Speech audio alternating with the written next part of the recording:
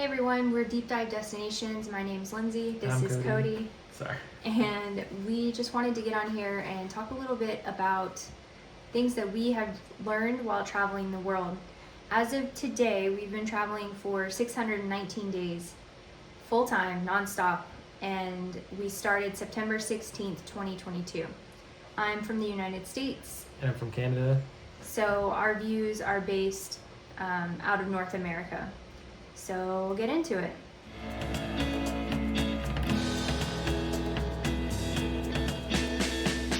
So there's three main things that we wanted to talk about that we have learned while traveling that have made the most impact in our lives, shifted and changed our perspective on how we want to do things moving forward. And I think the number one thing we want to talk about is healthcare.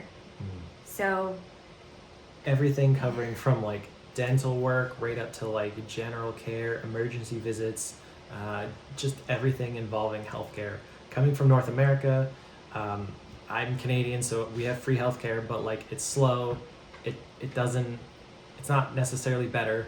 And with America, or in the United States, the healthcare is expensive, and it's just a lot of problems with that. Yeah, usually unattainable for most people, I think, to get regular quality healthcare checkups. Something I've never had, and I'm 36, 37, one of those, and I never really took care of my health. Like, there's things you just don't do as someone from the United States that's, if your income isn't really, really up there, and even when you have insurance in the United States, it's absolute garbage. Yeah. And I spent a couple years as a manager of a medical office and learned that being a cash-paying client in most cases is cheaper than having insurance in the United States. Yeah. And it's sad, and the way the people are gouged for simple things and procedures is unreal. And I can only say that now because I've been to all of these countries.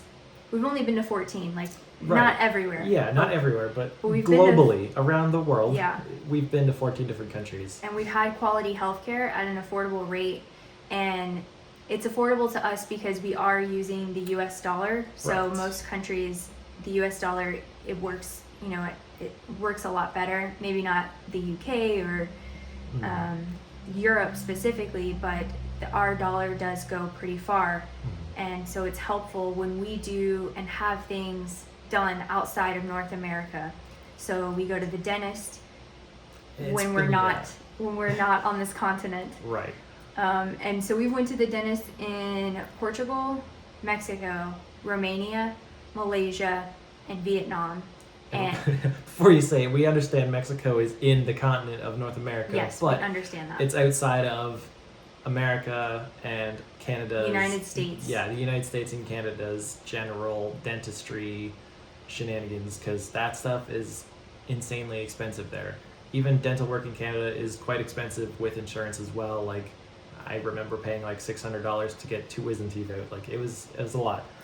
That's pretty cheap, though. Well, it's cheap compared to America, the United States, but compared to anywhere else, I think, in the world, it's not that. But you also didn't have anesthesia and stuff. Like, that was just pulling your teeth. Yeah, that's just pulling the teeth. Yeah, that wasn't a pleasant experience at all. Yes. We have gone to the dentist in those countries, and roughly it's $20 to $30 per person to get our teeth cleaned. And then when we needed anything to do with cavities, those were like from $18 to $30 per cavity. Which isn't that bad at all.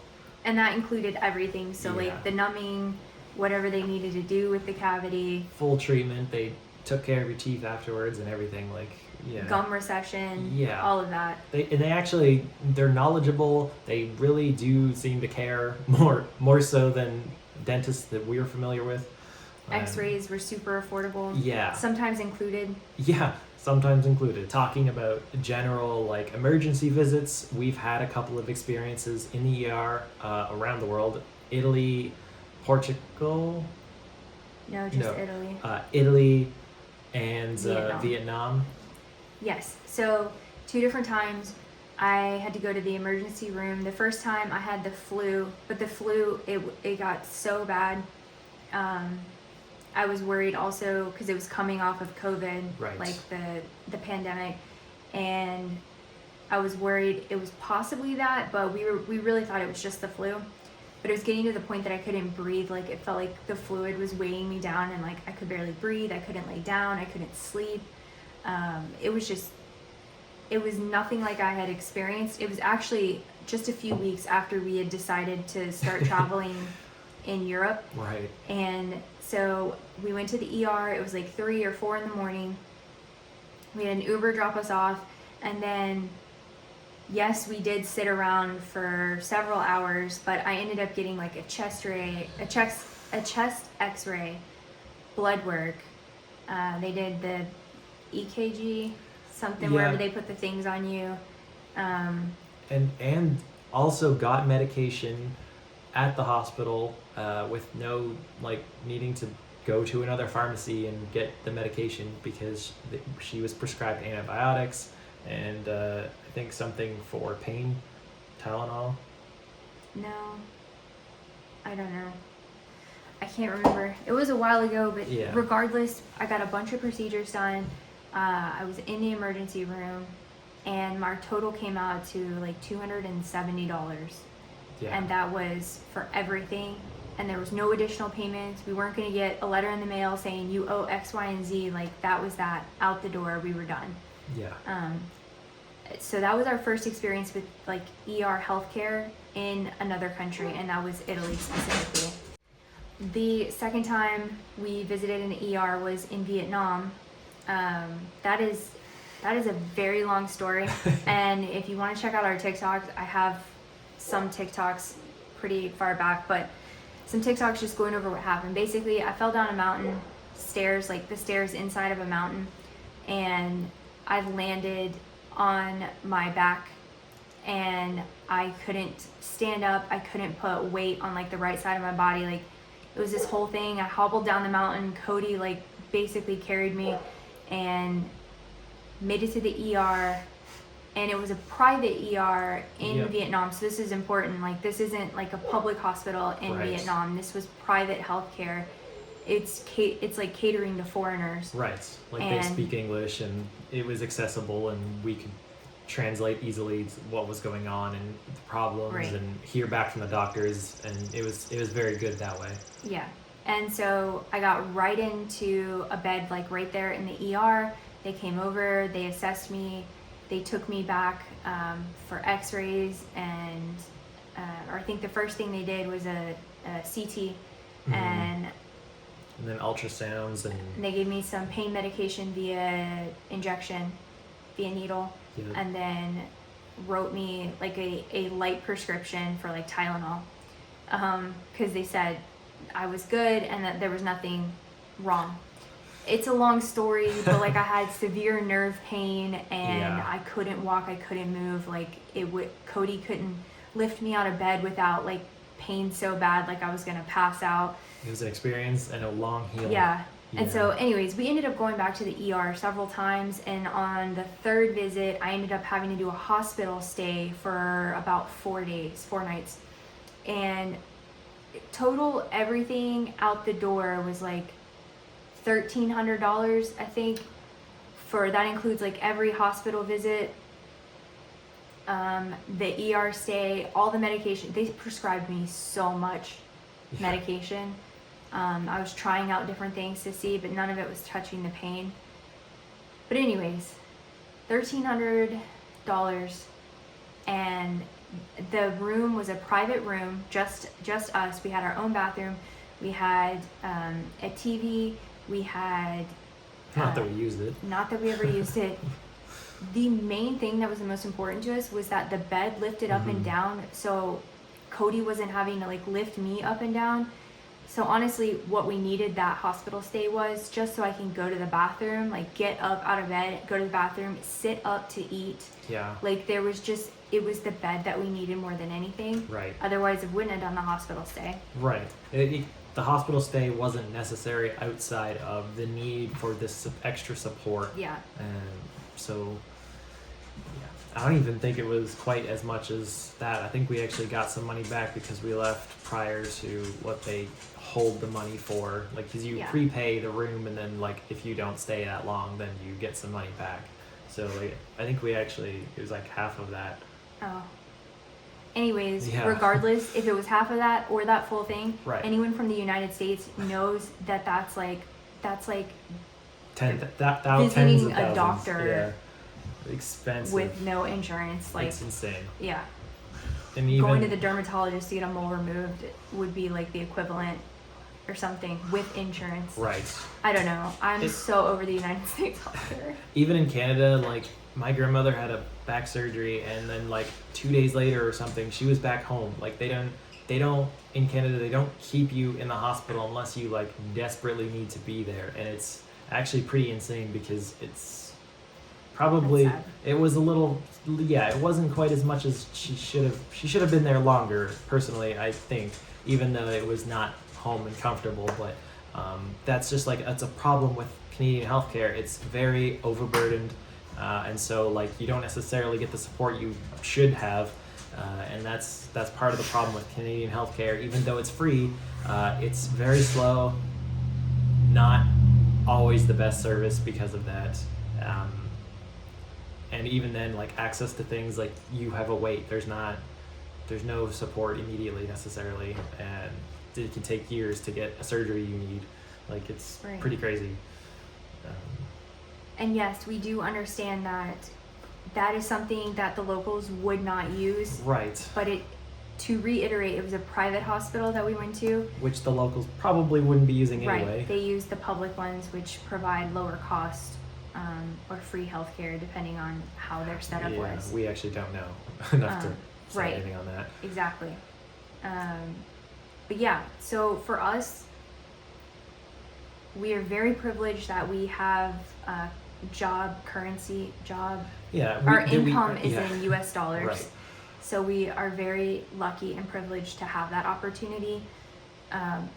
But we are not privileged enough to use United States healthcare. Yeah. So for us traveling full time, we plan out our doctor's appointments, we plan out our checkups and our teeth cleanings and things that if something's concerning us, we wait until we're going to be in a country where we can afford to have that done, and done with care, because Right. the care we've received in other countries, not even Exceptional. just about the cost, yeah, it is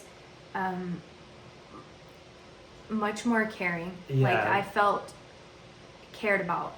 Yeah, And I had to go. genuinely appreciate the level of care from the nurses, the doctors, everyone there. Like it was a exceptional experience. Right. And not speaking the language, and then having a situation like that happen where you need to communicate what is going on with yourself, Yeah. and not knowing if they truly understand, or you're getting like what you're trying to say, your point across, is also stressful. So I'm glad that when we're in other countries that they understand that the situation is a little bit stressful and overwhelming for us, because we don't know. Yeah. We don't know what to do most of the time. Yeah. For us, it's mostly like watch and see what other people do, and then we do that. We try to watch locals, see what they do. We never try to impose any kind No. of like American culture type. Right. We're not like, We're not loud. No. We're not pushy. We're not exactly. trying to change the status quo or anything like that. Like we're just trying to exist in these places, and so like to be able to receive top care and just appreciate the fact that we can do this and get through situations that occur and emergencies like we've experienced. It's very important. Yep. So second thing we've learned, and what we kind of guessed when we looked at traveling full time, is that it was going to be cheaper than living in an apartment and in one city. Right. Like, So yeah, it's literally been cheaper for us to save money while traveling than it has been to just stay in our country and rent an apartment. It's not. So, for example, we were living in Raleigh, North Carolina, and our rent, and this was 2 years, Right. about 2 years, 3 years ago, because that's when the lease would have started. Right, before COVID. So, like, Yeah. it wasn't, it was pre-COVID prices. Yeah, it was $14.50. Yeah, Yeah. it was $14.50 for like rent, and then We, like, an extra, like, $200 for utilities and internet and stuff, I think, or a little more than that. yeah, it was about $300 for all of Maybe, that. yeah. And So, that included water. about almost $2,000, and then we also had a car, and we Yeah. needed that to get around because public transportation is not really a thing in North America in the same kind of way that it is through the rest of the world. Yeah, certain cities Yeah, obviously some in, yeah. in North America have public transit that is accessible, Right. Those are also very expensive cities, so it would have been a trade-off either but way. that's true. I Yeah. didn't even notice that correlation. Yeah. So we've also had a car payment, and we had insurance payments and gas and just like And then our regular debt and student Yes. loans and those kind of payments. yeah, and it's been a lot of expenses just to have a place, and it's literally cheaper to live anywhere else instead of there. Yep. So we did have a tiny bit of savings, and by tiny bit, like when we started, it was maybe like 3,000. Right. We had as like backup money, but we both were contractors on Upwork. If you know, Just an what that is, online it's- freelancing. yeah, it's platform. online freelancing platform, and I was doing project management. Cody's doing game development, and so we had like you can get pretty steady like contracts on there. So it's Yeah. kind of like you work for someone, but technically you're a contractor, so you're working with them. You're Yeah. your own boss, but it's like working for someone, honestly. Basically feels that way. Yeah, and so the jobs were full-time hours, and so we started off with those jobs, and we had those for a couple years prior, so we knew that we could maintain a financial flow, like an income, and that it was going to be steady. And I think that was probably the scariest part, was like, what if we lose our job, or what Right. if we can't find a contract, or what if we get out there and like we can't figure out how to make money, or like it's scary thinking Yeah. about it. But we did. We've gotten to points during our travel where we didn't have any income coming in, and that was scary and stressful, and we figured it out. And Yeah. we just kept pushing forward, and we'd get a new contract, and we figured it out. Yeah. It is a little scary, but at the end of the day, if you have just a tiny little buffer egg, like if it's not working out for you, You can always switch jobs, look for another one. Yeah. Like it allows you a little bit of flexibility in that regard. But we did try our very best not to spend it. yeah, we tried our very best to hold on to our little, and it's not even like people hear 3,000, it's not even It's not anything, no, but the 3,000 we ended up saving to 7,000 while we were traveling, and we did come into a place where we didn't have any income. Mhm. Neither one of us were working for several months, and we had to burn through that nest egg. But we're now back in a place where we're building that back up again. So it's just a part of life, and I'm glad that that happened while we were traveling the world Yeah. and not sitting in an apartment in Raleigh, North Carolina, being bored out of my mind. I just remember that freaking apartment. Not But that I we get- do a lot outside of Yeah. the apartment. Like we we work and we're home, and we're not like living crazy party lives or anything like that. Like Yeah. I think for me, the biggest reason that traveling is so important to me is that it's a new scenery every couple months. yeah. Like having that change, we're both neurodivergent, and for me that feeds that dopamine, is having that change. And that's why I like it. I mean, apart from the fact that we've seen so many cultures, we've seen and tried so many different types of food, Ah, and so good. we've learned, like, we're talking about the 3 things we've learned, but we've learned so much. Like, much more than 3 things. Yeah. So, anyways, to get back to our point, Right. It's cheaper. It has been astronomically cheaper for us to travel the world full time than it is to rent an apartment in Raleigh, North Carolina. But that's like also, anyone who's familiar with the States will know that that's also not like comparative to like living in Chicago or New York or LA or Miami, Orlando, places that have a lot higher cost of living. Right. Which is insane in its own right. So if you live in those areas and you're worried about traveling, you'll definitely be fine. Yeah. Financially. So another way we travel full time and have low overhead is doing house sits. We're on the platform Trusted House Sitters. It's about 160. I think 129. I think there's maybe there's two levels. Yeah. We're on the higher level because you get like, they give you 2 free airport lounges with the higher tier, and then they also give you insurance in case a house sit cancels on you. They'll cover some of your travel costs. But anyways, we do the higher tier. I think it's like 160, 180 or something. But that's for a whole year. Right. And then you don't pay anything additional. So you don't, there's no more money exchanged at that point. If you're applying for a house sit and they accept you and you go there, you agree to the house sit, they accept you, you go there, and that's it. They leave, you watch their house, you take care of their pets, and then you have accommodation in that area for however long. Yeah. And for us, it's usually, we try to do between 2 to 4 weeks. We try to do this as often as we can. It doesn't always work out, but in certain countries like Canada, United States, the UK, there is a lot of them. So it's very easy for us to get that accommodation, which we are currently using in Canada. But that is not the case all over the world, which in some countries we've been to, it's basically non-existent.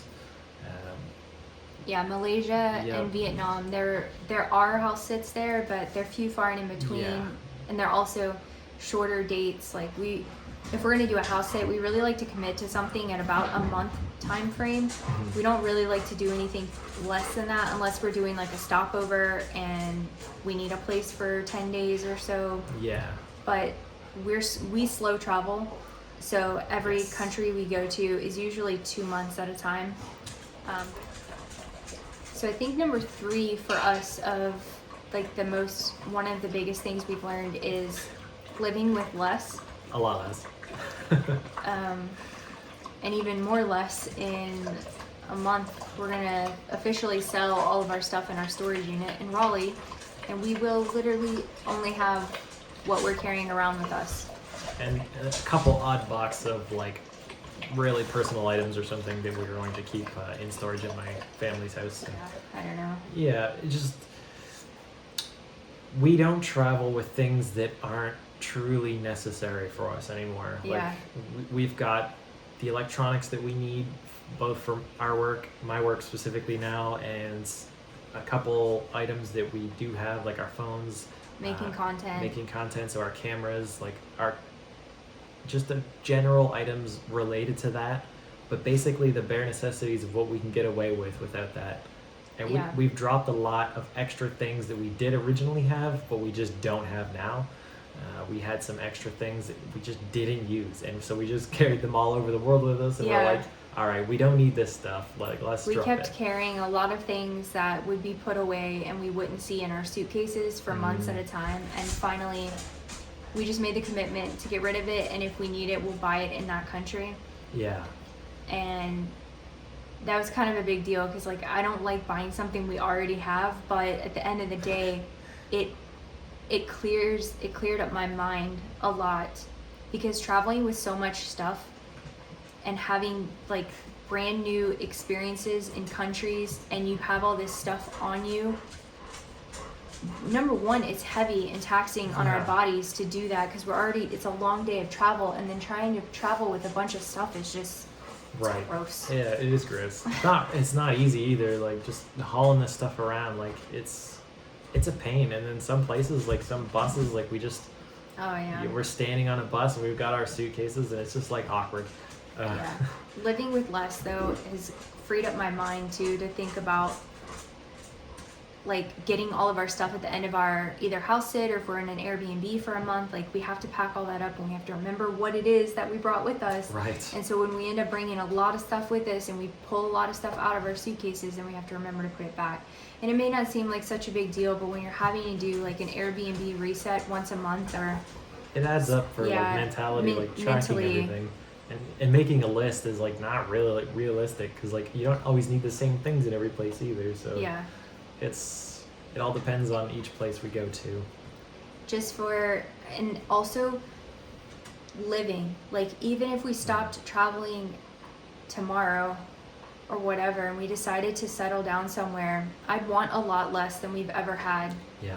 for peace of mind as well, because we don't even use, we were just talking about this, we don't even use TVs in people's living rooms. No. Like there's like a full-on nice couch, love seat set up here.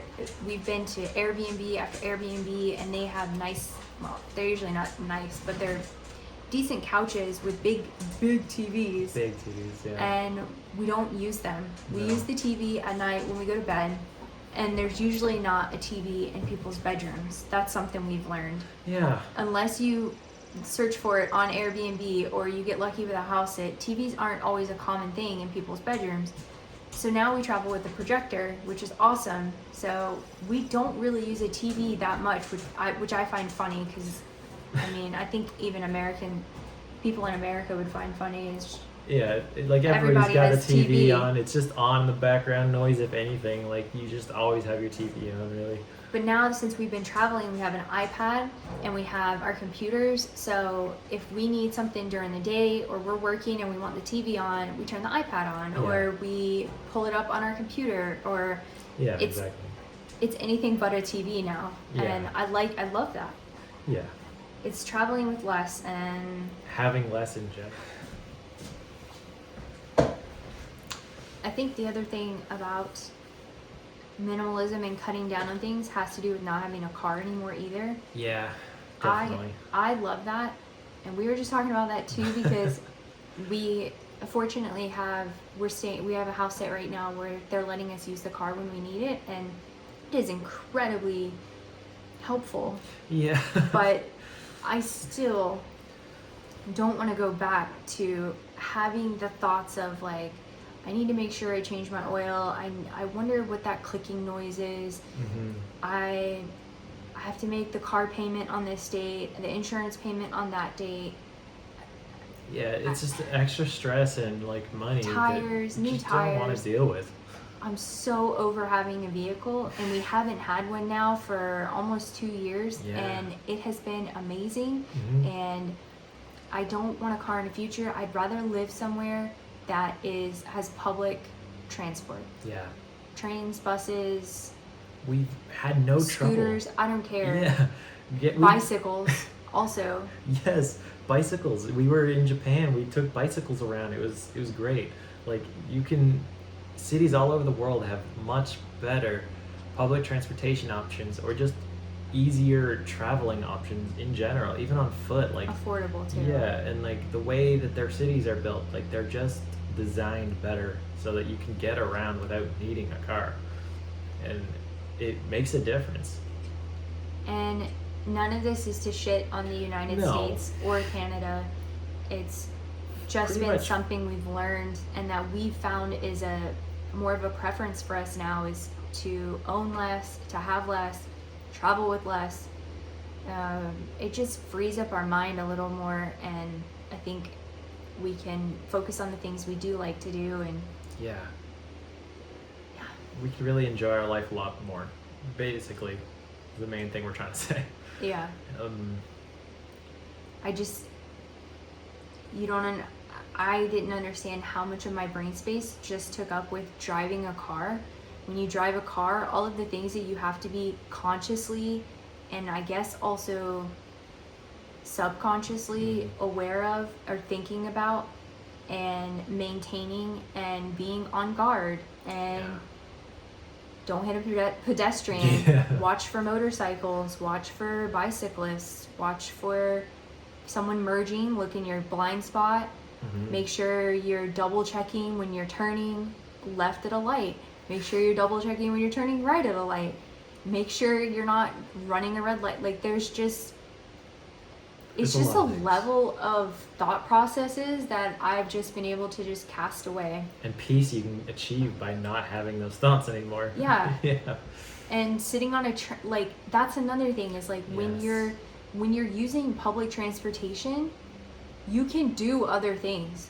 Right. Like if you have motion sickness, maybe not, but like Yeah. you could read a book, or you could be on your phone and watch TikTok, or you could be editing a video on your phone. You could do whatever you want for the most part. So much more flexibility in general. Right. You can have me time is what I'm saying Yeah. while you're going to the place that you need to go to, which I find fascinating.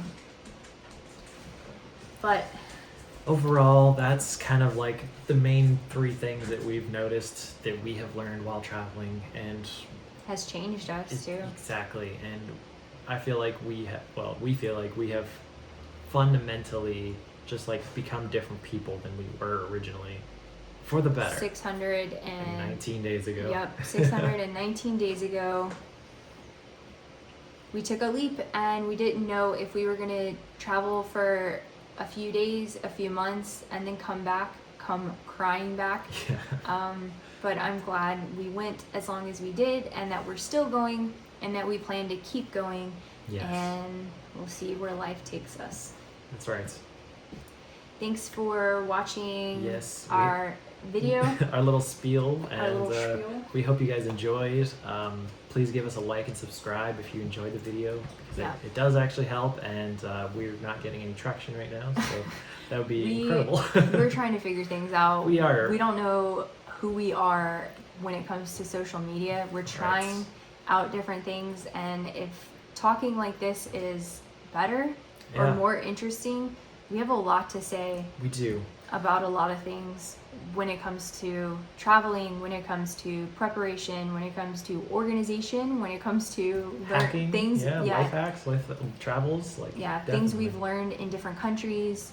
We try to stay objective, and we don't really try to give like negative opinions about places, but I do think that there are places we visited that we probably won't go back to, and we would talk on things like that, but we're not judging anything, and we're not like saying like this is better or this is worse. We're just saying like what this has worked been for our us experience, and what didn't. Yeah, exactly. So we hope you guys appreciate the information and the honesty, and yeah. Okay, bye. Bye.